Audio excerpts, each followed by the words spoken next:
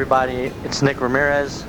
Some people know me as Nick Bad Boy Ramirez, pro boxer out of Chicago, Illinois. Fighter for Bobby Hits Promotions, and you're listening to Harv Roman.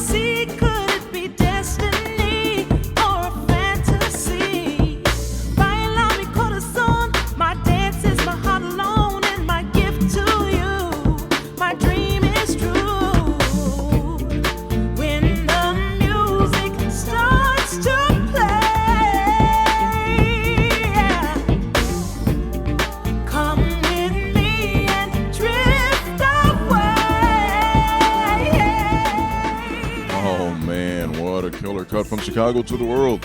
That is Carmen Maron music, along with Scott Mayo. That is from the movie Go For It, which stars Chicago's very own Gina Rodriguez. What a killer movie that was. My name is Harv Roman, and for the first time, I'm going to have a celebrity conversation, which is not airing first on a traditional AM radio station. You may know me from like 1986 to this past year, 2015, I have always had a traditional radio home.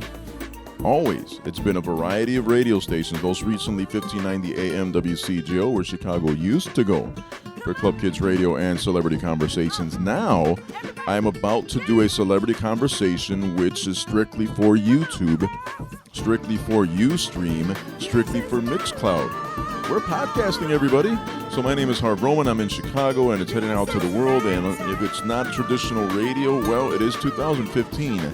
And it seems like a lot of people are searching for podcasts, and they go through YouTube, and they want to carry it in their pocket. So traditional radio, it may not be in the cards for me, at least at this moment, but it is kind of exciting that I play music from a Chicago movie, and my very first Chicago celebrity conversation, which is strictly, from Chicago to the world without the benefit of an AM radio station, is going to be with one of my ex club kids, a very, very cool club kid, and there's going to be fights. But it's going to be legitimate fights. It's going to be professional fights. Nick Ramirez will be appearing at the Hits Boxing Fight Night at the Horseshoe Casino. That occurs, when is that? The 25th, right? November the 25th here in Chicago, or I should say the Horseshoe Casino, which is kind of Indiana, not necessarily Chicago. Nick Bad Boy Ramirez is going to be on that card. He has been a professional fighter for the past 3 years or so, and he has been a classic club kid. He was a member of the Union League Boys and Girls Club. He is an alum. He is doing really, really well. And I've had the honor of sitting down with him to have a celebrity conversation for YouTube, for Mixcloud, and for Ustream. So however you're listening to it, I hope you enjoy it. I hope you like the images if it is YouTube. And if it's just listening to the podcast, this is what we do now in 2050. And I have talked so much. I'll give you fair warning. We taped this interview over at the Barretto Union League Boys and Girls Club in Humboldt Park. And for some reason, on occasion, my microphone didn't behave. But the good news is Nick's microphone did. And we're actually sitting in the building that I was the director of for oh so many years in Humboldt Park. So we're at the Union League Boys and Girls Club with Nick Ramirez. I'm doing good, thanks. Nick Ramirez is member of over in West Brandon Facebook, and you told me to sit down with me and do a radio interview, which I was gracious for, but I was like, wow, Nick remembered us and he wants to talk about whatever his story is. What spurred you on to go on the air and talk about yourself? Just the hopes of reaching out to some of the younger kids, just like when I was younger. I had a troubled background a little bit, and since I started boxing, and as I've grown up, into a young man, like I just, I want to be able to reach out to some of the kids and give them some hope and let them know that, they just got to chase their dreams, and they could be successful, and the grass is greener sometimes on the other side. You just got to open your eyes and pay attention to what you're doing, and kind of threw me off. When you told me about this, the first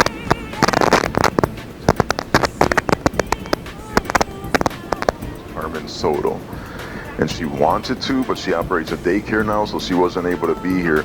But Carmen and I both have Nicholas stories. Oh, I'm sure, man. I'm a kid. I remember giving her some hell, and she's a great lady, and like I said, I'm very thankful to have a patient in my life, and because it took her to her and her patience to make me who I am today, and for her working with me, I'm very thankful for that. Well, the ironic. Talking about Carmen Soto, who was the cadet leader back when you were a cadet, and cadets at that time they were 6 and 7 years old. So this was being a very person. When I told Carmen that I was going to interview you and we were going to talk about your blossoming career as a professional boxer, she said that she should qualify as your first fight.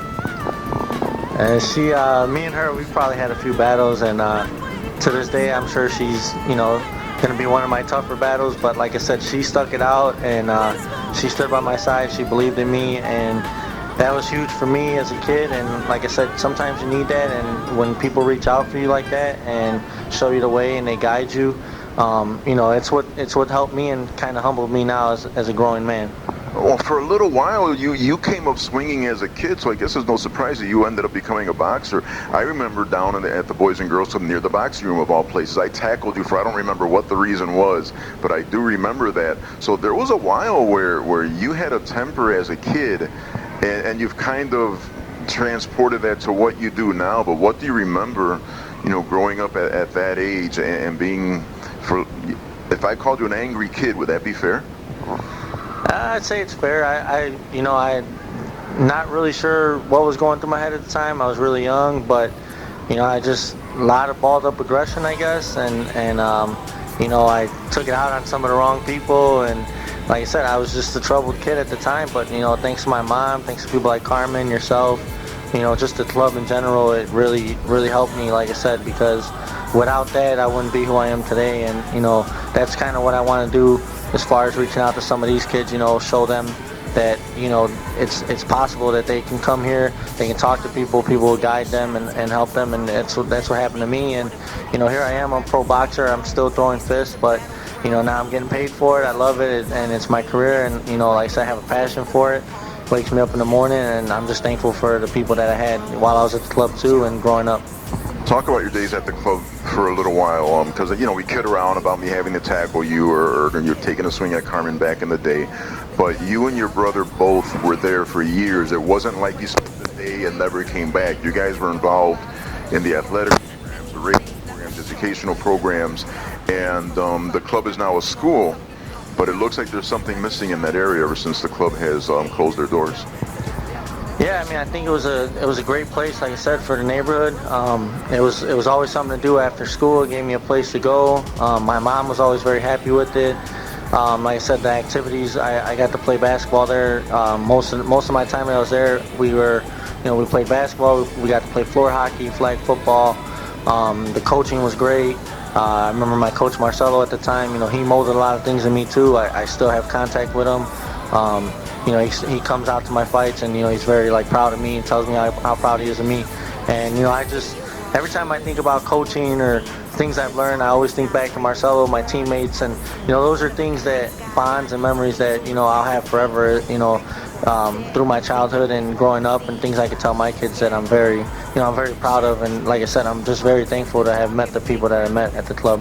The irony is I ended up leaving the club that you grew up in 2002, and I came to Humboldt Park to become director because I wanted to have a bigger impact, so I became the director here while Leo was at Club 2. And then you found yourself coming to the club that I was running as a basketball player, so you've got roots kind of in both clubs, in both areas.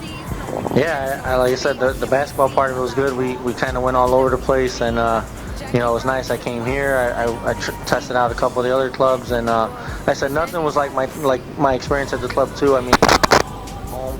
It was close to home, and I feel like I had a bond with most of the people there and the kids there. But I just think that the Boys and Girls Club is something good for the kids, and it's just good. It's just good for these kids to come here, have somewhere to vent, somewhere to people to talk to, a place to like I said, if it's activities as far as basketball or getting your homework done, or just staying off the streets, and like I said, giving you a place to chase dreams, and having people that can show you that vision is what's important. We could talk about some of this dream chasing, but I also want to talk about the fact that you and your family left Grand Avenue and no longer at the Boys and Girls Club. I ended up leaving the club to become a club director. So there's like years that I don't know what happened with you and your mom and your brother, and you left the area. From the time that you left the club to high school and through your college age that you are now, what did you guys wind up doing?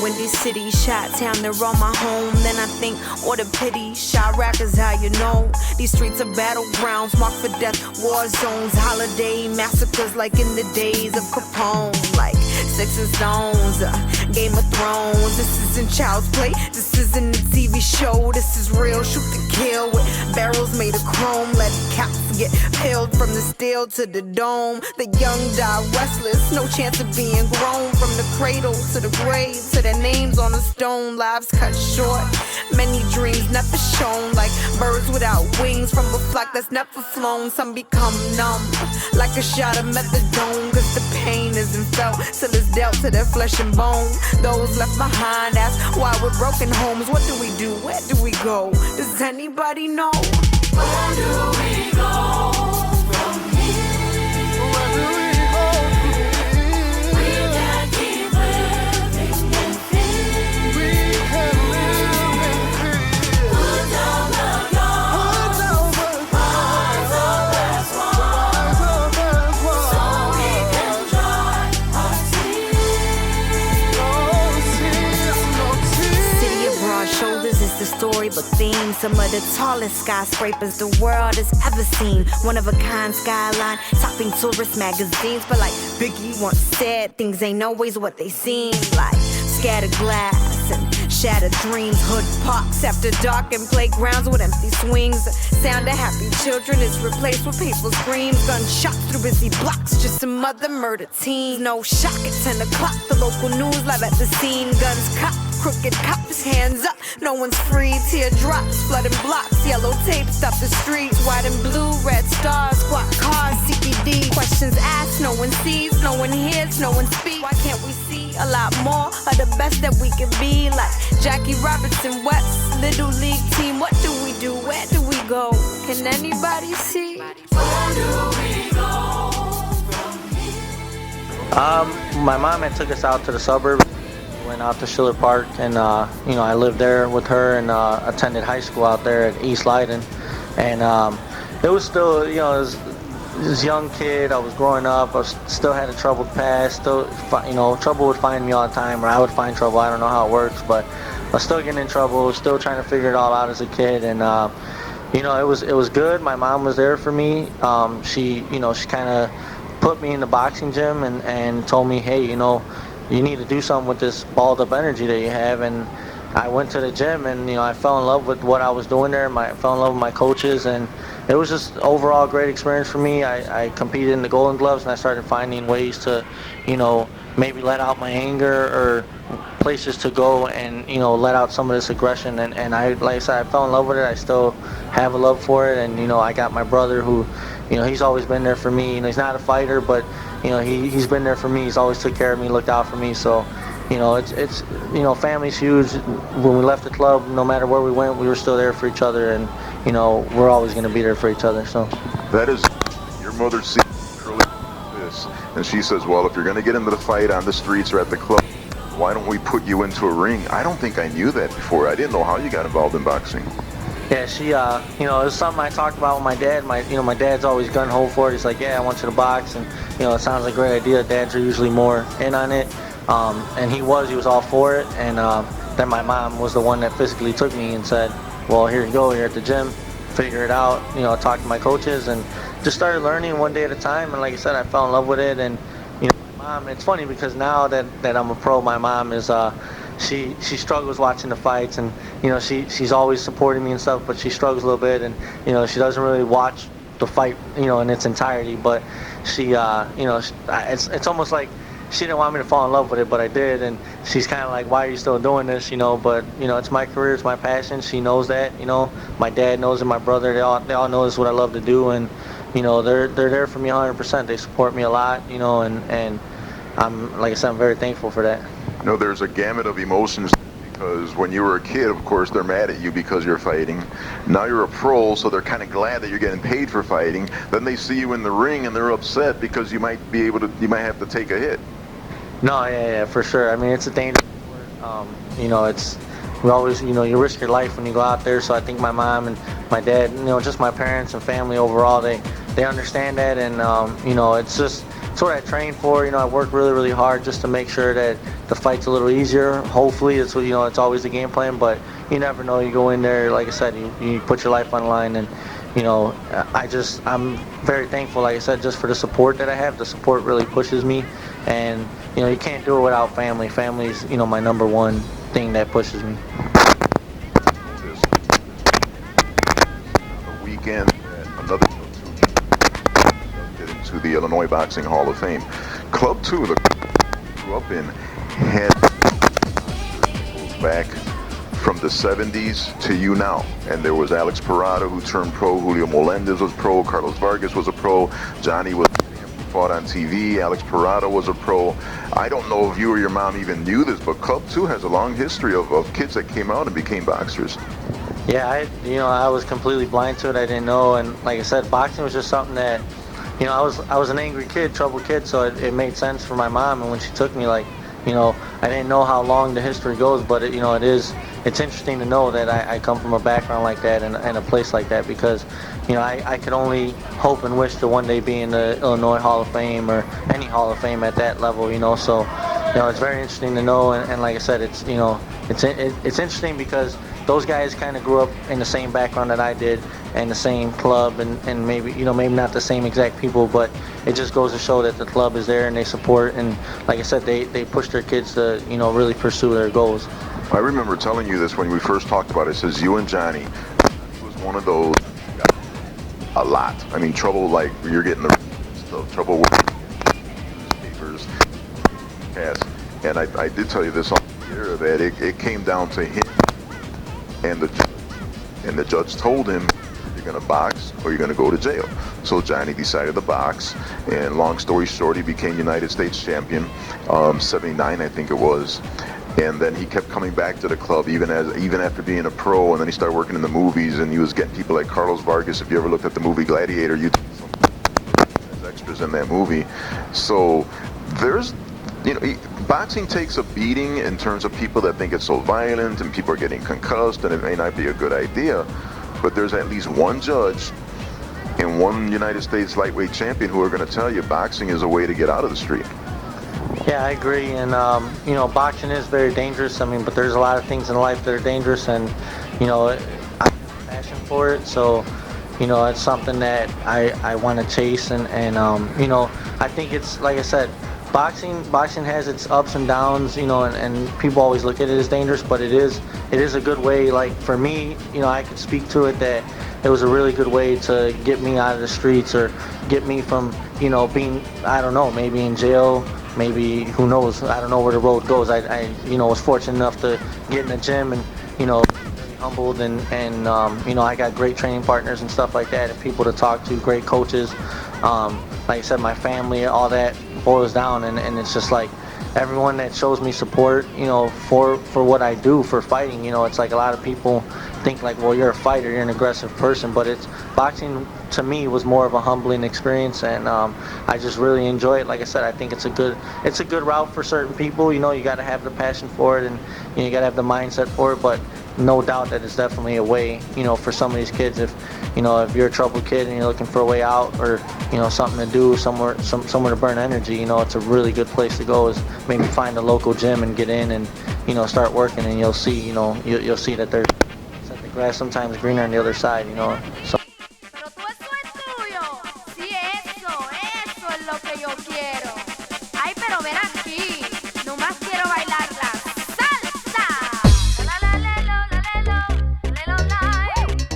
La la la la la la la la la. La la la la la la la la la. La la la la la la la la. Nene, bring your body to me. Everything I'm missing is just what you got.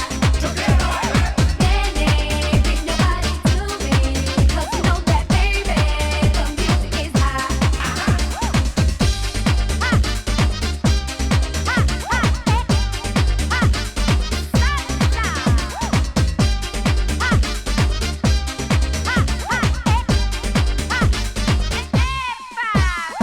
Let's go where the rhythm's crazy. Gonna have some fun now and party all night. Let's go where the rhythm's crazy. Gonna have some fun now, we'll dance through the night. El ritmo tiene la salsa, el ritmo tiene la salsa, el ritmo tiene la salsa, el ritmo tiene la salsa, el ritmo tiene la salsa, el ritmo tiene la salsa, el ritmo tiene la salsa. Nene, bring your body to me. Everything I'm missing is just what you got. Nene, bring your body to me. 'Cause you know that, baby, the music is hot.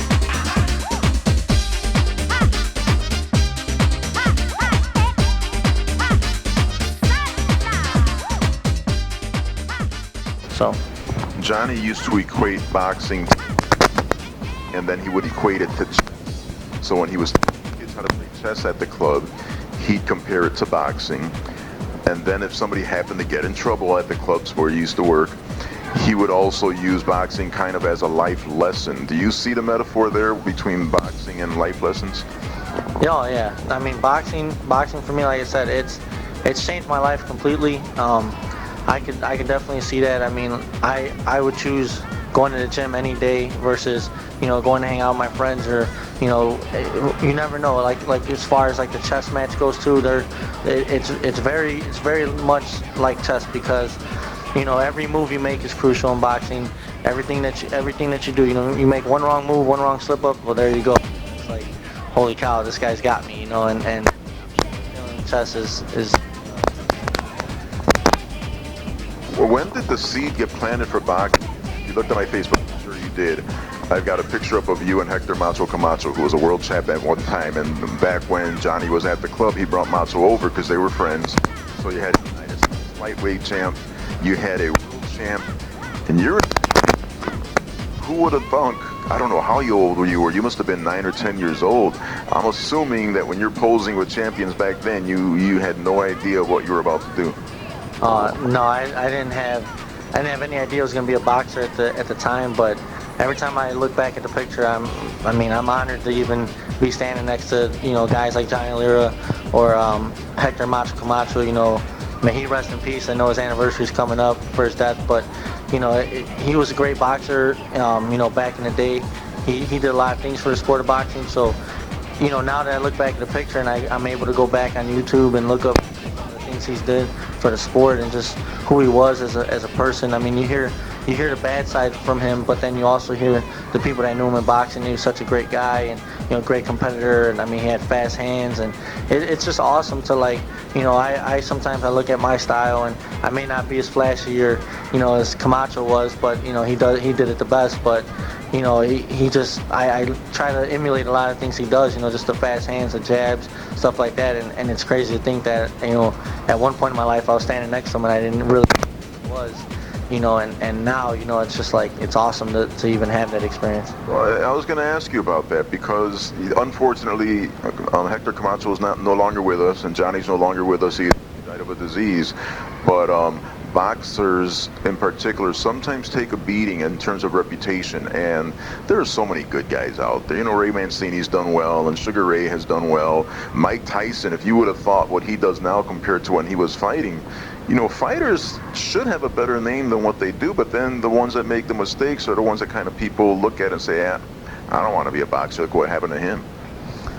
Yeah, I mean, every story is different, but you can never judge anybody like that. I mean, whether he's a fighter or, a police officer or, military man, whatever it is, you can never judge people. I mean, we all make mistakes, but it's how we bounce back from mistakes, and life is tough, and it's going to throw things at you that sometimes it'll knock you down. But that's the like they say in boxing, it's not about how many times you get knocked down, it's how many times you can get up. So as boxers, I think we have a really good understanding of that, and I take criticism as well as I possibly can. I appreciate the support from people, and then you're going to get the negatives too with it, but you can't let it build your character and make you who you are or how people look at you. You just have to know who you are, and what you do as far as putting in the hard work in the gym, and what you do as far as as doing hard work for your family and stuff like that, and those are the things that make me as a fighter or just as a person in general. I just like to know that I work hard and that I care about my family, and that I care about my team and everyone else like that, and I don't really pay attention to what any of the naysayers or what anyone has to say when it comes to stuff like that. Talking about naysaying, we both grew up in the same area, the Grand and Damon area. I was a couple blocks off. And once upon a time, it wasn't as pretty as it is now. It wasn't as safe as it is now. So we both had our challenges with borders and street gangs and whatever. You managed to make it out of a community that for a while people were not making it out. You were either going to wind up in jail or dead, or you might get lucky. So you came out of that area. It was smack dab in the middle of, I won't name the gangs, but they were like each corner was a different gang.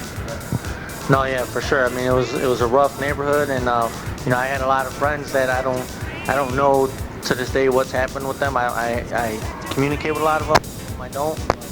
It's definitely a neighborhood, like you said. It was either, I think you had three options, which were, you ended up in jail, you ended up dead, or you ended up lucky and you were able to get out. And fortunately, I was lucky, like I said, to have my parents, and they pulled me out at a good time. And not only that, like I said, the club was huge because instead of being out in the street after school and stuff like that, I had somewhere to go. Even though I wasn't always happy there, and I was a little angry at times and whatever, but I was there, and like I said, I was able to make a lot of friends there, meet some people there, and eventually I got out, and like I said, I'm still, now I'm competing as a fighter, and I'm very fortunate for that. And I never forget where I come from, but like you said, I mean, it was not easy as a kid because there was a lot of options there. I mean, whether it was drugs, guns, gangs, girls, it depends on the age and stuff, but there was a lot of things we were exposed to as kids in the neighborhood, and I'm just glad now to see the neighborhood how it is. It's safe, it's beautiful, and it's good to see it on an uprise. So talk about your parents for a minute. You guys lived less than a block away from the club. If I took your brother to the radio station, I had to walk him home. If you got in trouble at the club, I had to walk you home. Your parents were waiting. Sometimes we would chat, sometimes I'd hang in front of the building, sometimes I would just read. So your parents were knee-deep into being involved with what you were doing. So it wasn't just the Boys and Girls Club. There was this connection between us and your parents. But your parents at any point could have said, you know what, he's going to do what he's going to do, and let's let it go. But no, they were involved, weren't they?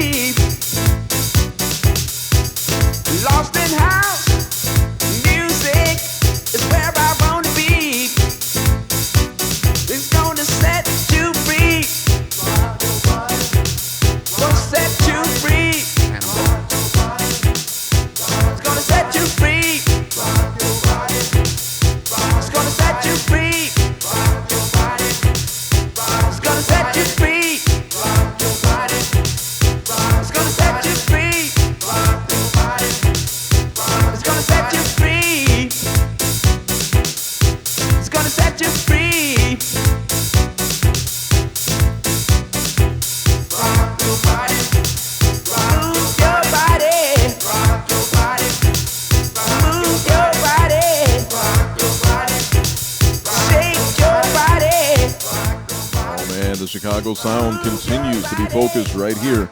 It is YouTube, it is Ustream, it is Mixcloud, it is everything but the traditional AM or FM radio station that you are normally listening to Celebrity Conversations and Club Kids Radio.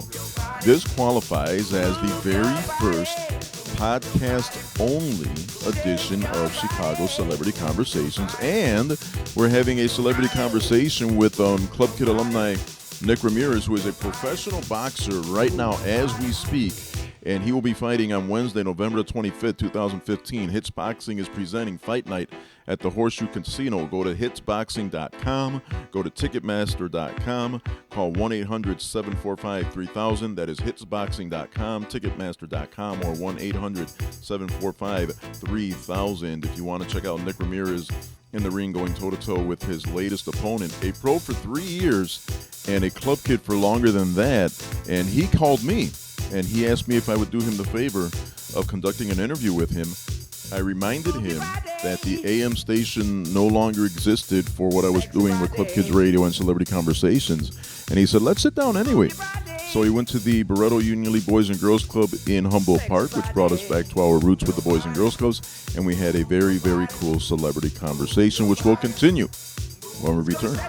Alex Rodríguez de los New York Yankees nos habla de los Boys and Girls Clubs.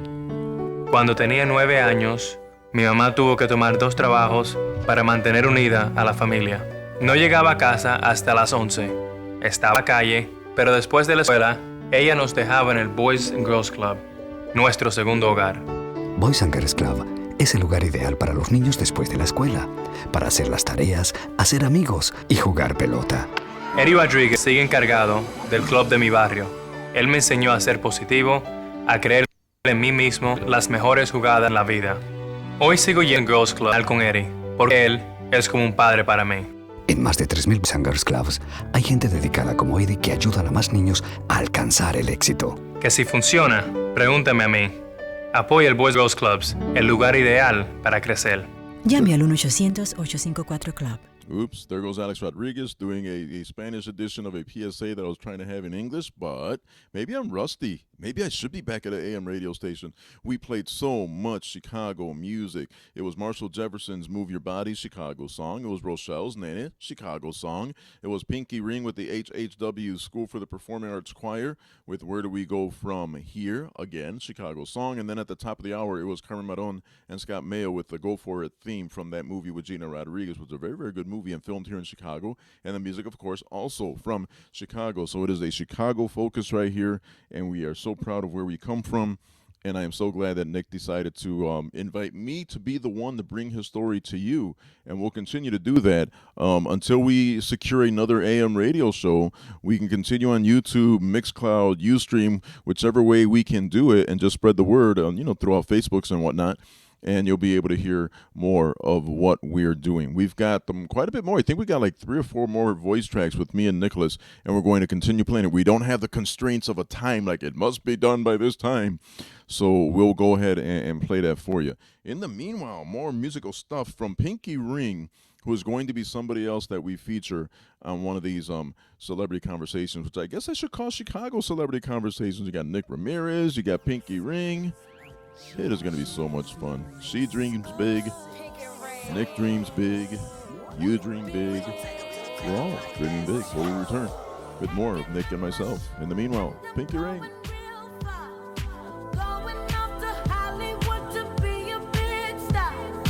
Nothing here for me, so I gotta move fast. And I'm getting on the road and won't never look back. Hey, I gotta dream big, 'cause when it happens, it's gon' happen real quick.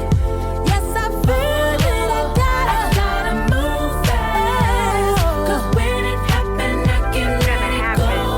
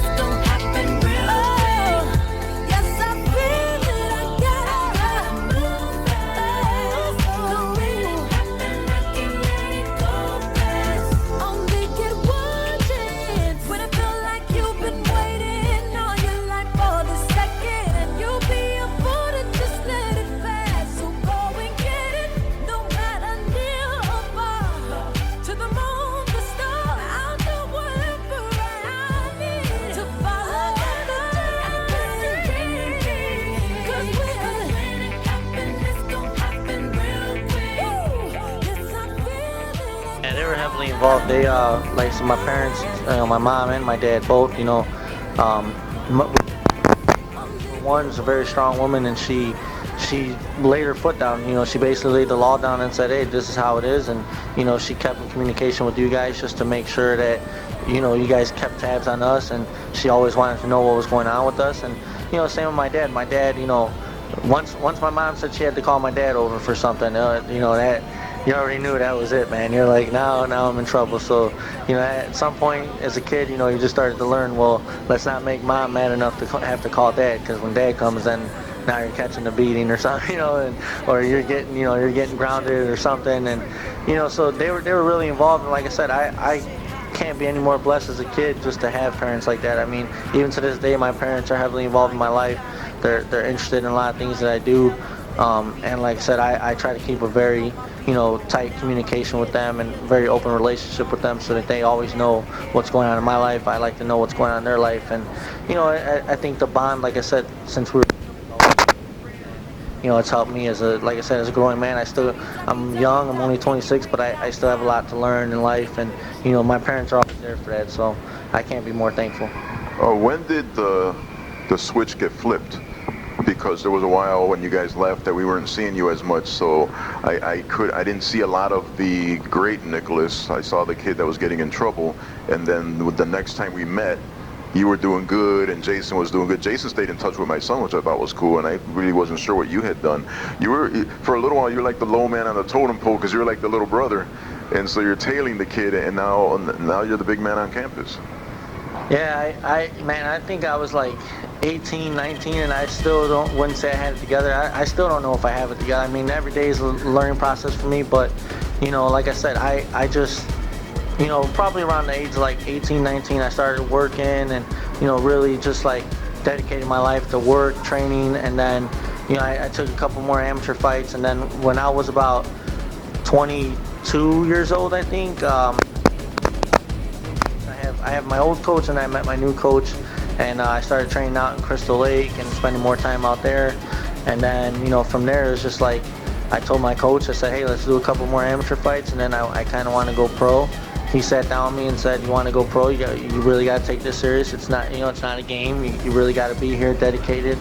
So I started focusing on better eating. I just started focusing on better lifestyle, just getting my sleep when I needed it, being in the gym more consistently, instead of making excuses or not being in the gym for whatever reason. And like I said, now I spend so much time in the gym or with my coaches or with my with my teammates or whatever, and that it's like you surround yourself, like they say, you surround yourself with people that are on the same mission as you, and you end up staying more the path, versus like if I'm out, clubbing or partying, doing things like that, then maybe I start following that life again, or maybe I start getting in trouble again. So, I just focus on being around people that are, like I said, on the same mission as me, or really supporting what I'm doing, and that it helps motivate me and keep in the process of, chasing belts and potentially being a world champ one day. That's interesting, because if I look at the pros, they were boxing. You box at the club, and then you go to Golden Gloves, and then you go to AAU, and then maybe you become a pro. You decided in high school, you're almost college age, you decided to pursue boxing. There were probably people that said, it's a little late, maybe you ought to just go to college, get a job. Yeah, I mean, I was boxing at a younger age. I just wasn't as dedicated, like I did start boxing when I was about 15, but I was still pretty good. I was getting by with skill, surprisingly. I feel like I was just getting by and winning fights. So it was like I didn't really have a reason to feel like I needed to change anything when I was younger. And then as I got a little older, I started realizing, in order to be successful in this, you really got to put in the work, and you really got to, always adapt to fights and adapt to training styles and stuff like that. And yeah, I mean, there were people that, even still today, people say, what do you do with your life? And I say, I'm a pro boxer. And it's like, oh, do you go to school? Do you do this? And at the moment I don't, but boxing is what I want to do, and it's what I'm chasing. I'm chasing it hard, and like I said, I got a good team. I got good support. So when people come at me in that way, I take good criticism, but at the same time, I know what the goal is and what I want to do with my life. So I'm very content with what I'm doing right now. And as long as my family's on board and everyone else is on board with me, and my health is good, I'll continue to do this, and it's what I want to do. So. Funny thing is, people that'll bash boxing will buy the latest UFC fight, which to me is quite a bit more than boxing. How much money are people paying to see Ronda Rousey do what she does, yet boxing is taking the beating, while UFC seems to be a step up from boxing, no? And I don't mean a step up from being better, I mean a step up from what's legal in UFC isn't legal in boxing, so you would think that boxing is actually a safer sport. I mean, it is. They're both, combat's combat, so they're both, I train with some guys that compete in, Bellator, UFC, or, and they do MMA and stuff, so I know both sides of it a little bit, and I know, like, MMA is dangerous just like boxing's dangerous. Any combat, any kind of, whether it's, or any contact really, contact sports, football, basketball, I mean, everything is dangerous in its own way. So it's like, people that bash boxing specifically, it's like, it's hard to say that that's the most dangerous sport, or that's like, it doesn't really make sense for what I do sometimes. But it's like I said, I analyze my health after every fight. I try to keep myself in good shape, and I got a great team that, if I'm not healthy, they're not letting me fight. If I'm not prepared, they're not letting me go into, to get into these that we. The beauty of boxing is that, like I said, every time I get into a fight, or every time I get into like a little battle, I learn something about myself, and so I can't, touch on what it is specifically about myself, and I always reflect on that after a fight.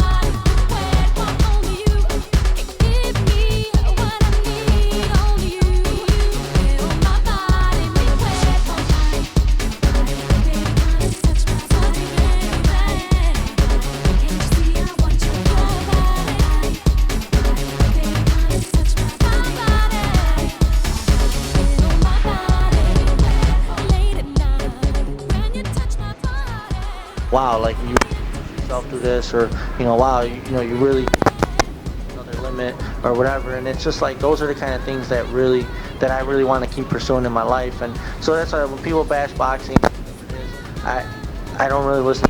I know what I do. It's what I love to do. So I mean, they can have everyone's entitled to their opinion, but this is what I do. So I'm not bashing what they do, and they want to bash what I do. That's fine, but I love what I do.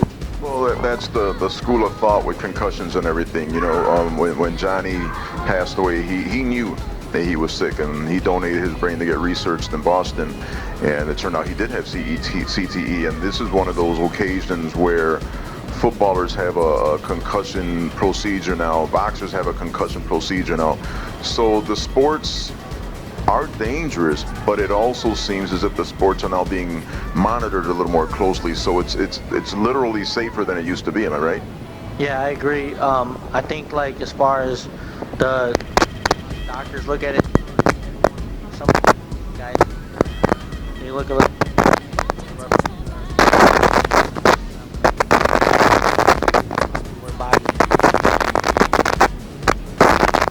Back in the day, these guys really, go after one another.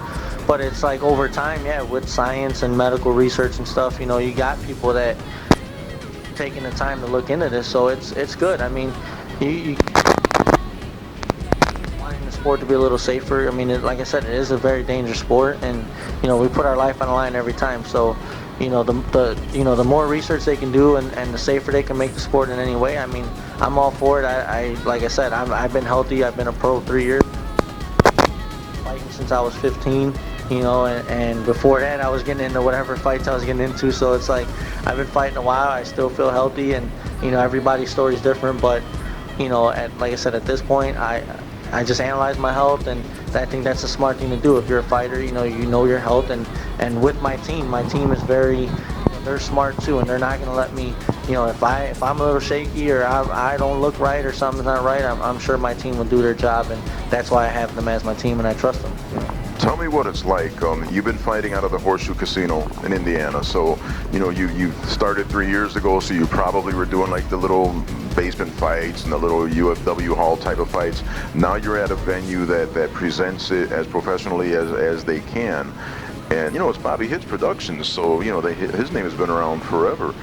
Tell me what it's like to be a part of a real boxing show at the Horseshoe, Bobby Hitt's and everything compared to when you first started. I love it. I think it's awesome. The best feeling for me, honestly, like when I first got there, it was a little like starstruck, I would say. I was like, man, it's so real and it was crazy. But I've had all my pro fights there, and now it's just like the feeling of walking through the tunnel, walking out, the music, the lights. Bobby Hitz puts on a great show there, and he's been my promoter since I turned pro. He's done good things for me, so thanks Bobby for that. I'm very thankful in that area, and it's awesome. Like I said, it's like for me, it has a mini Las Vegas feel, and most of the pro fighters they go out to Vegas and they fight, and that's where they make their name. So I feel like it's mini preparation for when the big dance comes. I can say, hey, I fought at the Horseshoe. It's a casino, and I mean, like I said, they do it up really, really well there, and I always tell people they go out, and I've never heard a complaint of anyone that's come out to watch my fights. They love it. So, is there any pressure on you from the fact that you're Latino, the fact that you went to Proviso, but you could have easily represented Wells or Clemente because of the area you grew up in? Is there pressure on you, being the Latino from the neighborhood that wasn't so great, that you've got to make it and represent well? No, you know what? Like as far as pressure goes, like I said, everybody has their own story. I did come as a kid. We grew up in a rough neighborhood, and whatever. But like I said, I was fortunate I'm still here, and like I'm boxing, and that's why one of my goals is just to give back to the kids, talk to the kids, let them know, that it's not always like, it's not always a gray area when you're just because you're you look at guys like, let's say, like Derrick Rose that came from, a neighborhood like Inglewood, and now you're looking at him place for his hometown and stuff like that. I mean, those things are possible. People think they're not, but they're really possible. And, I don't feel like I have to prove anything to anybody but myself. Like I said, I'm the biggest guy at just proving things to myself and to my team, do anything for my family, stuff like that. That's what matters to me. And, I don't feel that pressure. Like I said, when it comes fight night, I go out there, I fight for me, my family, my team, and I do what I want to do, what I train for, and I don't feel the pressure of feeling like I need to prove to people that I'm some kid that came from the ghetto or came from wherever, so I need to be a certain somebody. I mean, everybody's story is different, and like I said, right now I'm just creating my own story, my own history, and one day people can, talk about it or not. I don't know, but, I'm just doing what makes me happy right now. When you asked me to sit me down, though, you wanted to have an impact on kids. I imagine we're sitting in Humboldt Park now, and you can see the kids in the gym that may remind you of yourself. So you kind of want to have an impact with some of these young people, or else you wouldn't have picked up the phone and said, hey, let's do this. No, yeah, you're right. I mean, one of my goals, like I said, is to reach out to some of the kids, because, like I said, some of these kids, all they need is just a little guidance, or sometimes it's just a little push. Like my little push was maybe my mom, saying, hey, I'm gonna walk you to the gym. We're gonna, I remember we took the train there. We got on the train, we got off the train, and we walk into the gym, and I'm Mr. Tough Guy over here, and I walk into a boxing gym, and I'm nervous, sweating, like I don't know what's happening, because it's about to be, like, it's real now, and I would love to do that for some of these kids. If I could just come in and, even whether it's just mess around with the kids, talk, hey, let's play some basketball, let's do this, give the kids a little hope. Just, because I don't know every kid's situation at home, but sometimes you just need that push. Sometimes things can be negative at home. Sometimes things are negative at school. You got a lot of bullying that goes on and stuff like that. So it's like, if I could just be the guy that says, hey, I'm a nice guy. I want to be here to, show you that there's a little hope in the world and that there's still people that are willing to help and do stuff like that. I want to be that guy.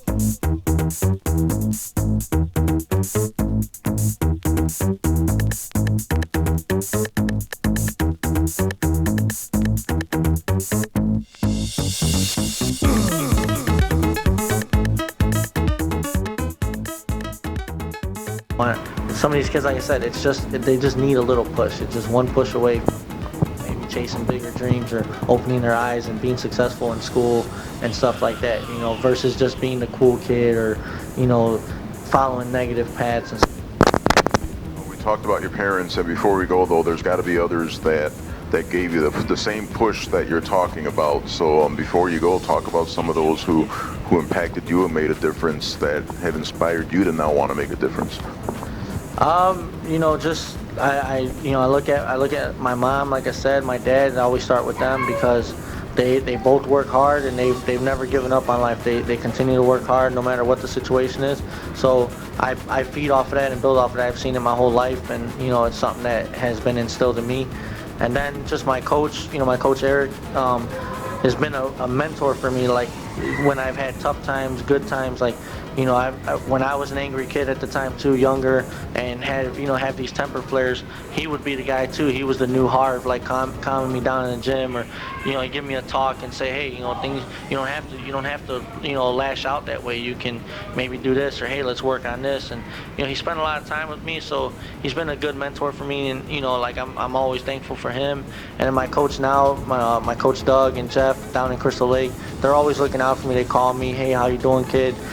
They just want the best for me, which it's good to have those sources of like being able to talk to people. And there's so many people right now that I can touch on and just say, it's been overwhelming, like the support that I get. And like I said, being a boxer, being a fighter, a lot of people don't tend to support that sometimes, but the support that I get and the people that they talk to me, they see how I am, and they see my passion for this, and they really push me and they give me that motivation, and I, like I said, sometimes it's just that one push, you just need that one little push, and it's like something to just wake you up and say, hey, this is what I want to do, this is where I'm going, and I'm going to do what it takes to get there. And that, that's the path that I'm on now.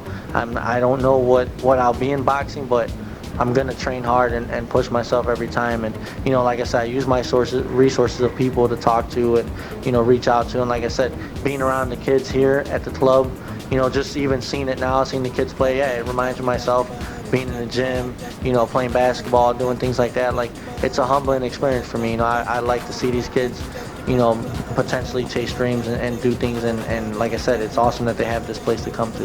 Well, I think it's awesome that you decided that you wanted to do this and then visit the club that I wound up being a director at. It, makes it doubly impactful, and then it's in an area that could use a few heroes, and you're about to be one, so count me among those who are proud of you for what you're doing, and best of luck at the Horseshoe, and hopefully you'll fight in the city at some point. We can't all get out there, man. I don't drive.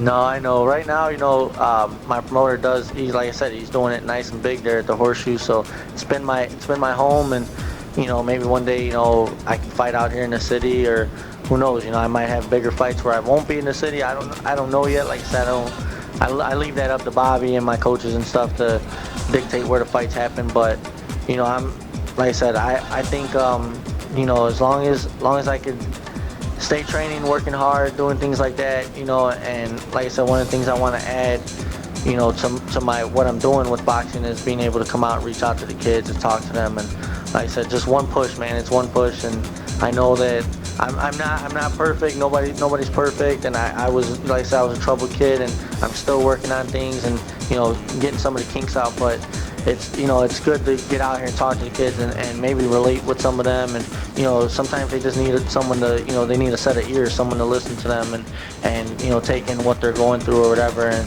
they don't always have that. So if I could be that guy and I can give back in that way, then I look forward to doing that. That's the brainstorm, because the Union League Club used to do boxing at and we used to every now and then when Johnny, of course, was at the club too, there was a ring there, and they used to do little exhibitions there too. So there's the brainstorm right there. You're gonna come back to one of these clubs one day, and you're gonna set foot in the ring. Yeah, no, I like I said, I'd love to come back, help some of the kids, potentially if they need help getting into boxing gyms or, just that sense of direction. I like to help them. I mean, I know a lot of people in boxing. I know a lot of coaches, so I'd like to do that. And, potentially, if I could be that guy to show them, hey, here's a coach, just like when I met my coach, and then that coach can, say, hey, I'm going to show you the ropes in boxing and whatever. And it could be a way for them to get out of, maybe this neighborhood, or maybe have an impact one day later in their life on some other kids. So. Well, there you go. Thanks again for this conversation. Really impactful stuff. I'm glad that you wanted to do this, because kids will look at you and see themselves. It's like looking in a mirror. And you're the type of role model that they do need, because there are other role models, but they don't always relate to them. You having been from the neighborhood, you having had it rough every now and then, your impact is going to be that much better. So thanks for reaching out to me. No, thanks, Harv. I appreciate it. Like I said, one last thing just for the kids, man. If you got a goal or dream or anything that you feel, I just, I advise you to really pursue it, and, just know that, every day you wake up is a new day, and, go after your dreams and chase it. There you go, Nick Ramirez. Thanks again.